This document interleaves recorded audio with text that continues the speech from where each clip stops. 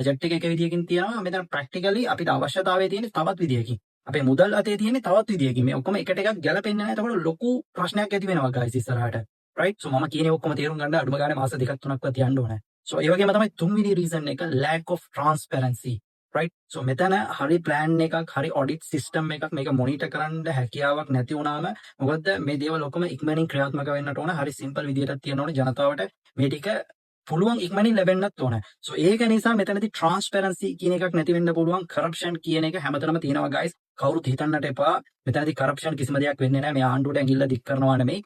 මේ සිස්ටම් එක ඇතුලේ මෙහෙම වුණාම මෙහෙම වෙනවාමයි. මේක ඕගොල්ලෝ ලියලා තියාගන්න. ජනතාව පීඩාවට පත් වෙලා තියෙනවා කියන එක ඇත්ත තමයි. මේකෙන් කිසිම කතාවක් නැහැ. එහෙම තවත් තිත්ත ඇත්ත දෙයක් තමයි guys. ඒ පීඩාව, ඒ වේදනාව හැමෝටම එකම විදිහට දැනෙන්නේ නැහැ guys. මේක පීඩාවට පත් වෙච්ච මිනිස්සුන්ට විතරයි මේක පීඩාව, දුක, කඳුළු. සමහරක් සෙට් වලට මේක කඳුළුවක් නෙමෙයි. සමහරක් අයට හොරකම් කරන්න තිබ්බනම් ගේම ගහන්න පුළුවන් නම් ඒකයි වටින්නේ. මානසිකත්වයේ තමයි ගොඩක් අය ඉන්නේ. right? මිනිස්සු කියන වෛරයක් වපරනවා නෙමෙයි. මේක රියැලිටි එක ගැන කතා කරන්නේ, රට ගැන හිතලා කතා කරන්නේ, ඔයාලට ආදරේ නිසා කතා කරන්නේ. so guys මේක පොඩ්ඩක් සැලකිල්ලට ගන්න. දැන් මම මේ කතා කරපු කරුණු ටික හරි ගැස්සුවෙන්නේ නැත්තම් මොකක්ද දන්නවද වෙන්නේ? ඩොලර් මිල ඉහළ යන්න පුළුවන්, පෙට්‍රෝල් ප්‍රයිස් එක වැඩි වෙන්න පුළුවන්, බඩු මුට්ටු මිල වැඩි වෙන්න පුළුවන්. මේ චේන් එකම ගිහිල්ලා guys ඊට පස්සේ ඉන්ෆ්ලේෂන් කියලා කියයි, ලංකාව බංකලොත් බෑන්ක්‍රප්ට් කියලා කියයි. ඔන්න ඔය වගේ දේවල් ඔක්කොම සේරම ආපහු අපිට පස්සටම තමයි යන්න වෙන්නේ. ඒ නිසා මම සිම්පල් දෙයක් කියලා මේක අවසන් කරන්න, මේ රීෂෙඩියුල් කරන්න මේක.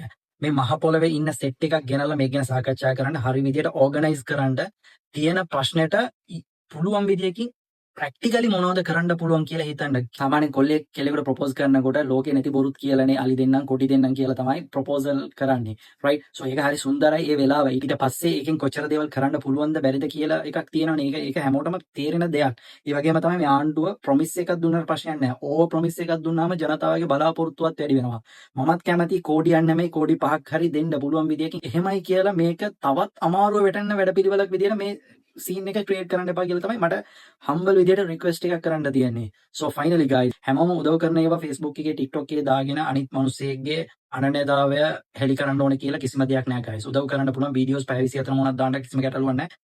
තවත් මිනිස්සෙක්ගේ අනන්‍යතාවයම දේවල් සමාජගත කරන්න උත්සාහ කරන්නට එපා. ඒක ඇවිල්ලා එච්චර හොඳ දෙයක් නෙමෙයි. ඒක තමන්ට වුණා නම් තමන් ඒ තත්ත්වෙ හිටියා නම් මොන වගේ ෆීල් එකක්ද ඇති වෙන්නේ කියලා පොඩ්ඩක් හිතන්න.